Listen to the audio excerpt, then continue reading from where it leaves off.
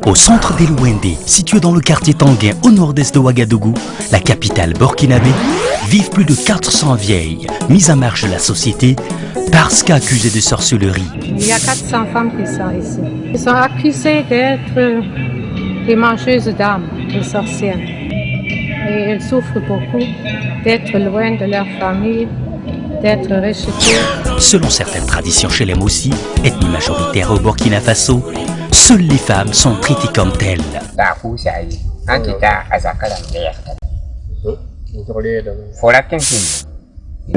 Tout à l'heure, j'ai indiqué que l'islam disait que la sorcellerie existait. Toutes les religions révélées, celles-là qui reconnaissent l'existence d'un Dieu, attestent de l'existence de la magie. Entre définition, témoignage, condamnation, analyse et ébauche de solutions au phénomène d'exclusion lié à la sorcellerie, Korlop Zonga au prince Wendemi, un exemple de combat contre l'exclusion, plonge au plus profond du phénomène de sorcellerie et ses conséquences dans le Kourouéogo, province où la plupart des pensionnaires du centre des Louendé sont originaires. Je suis Prince Wendemi, artiste musicien.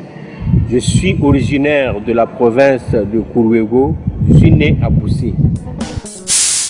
La sorcellerie, c'est difficile à définir en tant que tel, en tant que notion, en tant que concept. Dans ce film, plusieurs composantes de la société sont mises à contribution sous l'impulsion de l'action militante du chanteur burkinabé Prince Wendemi.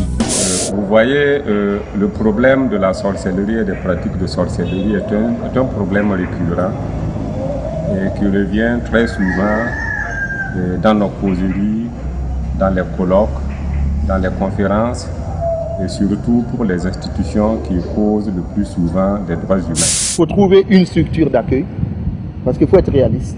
Hein? Quelqu'un qui arrive devant ce problème, d'abord il faut résoudre le problème concret de l'homme. J'essaye en tant que chanteur, j'utilise le fait que je suis artiste et je suis l'enfant de tout le monde et j'essaye donc d'approcher les vieux, d'approcher les jeunes, les autorités et les permettre à tout et chacun de donner une solution.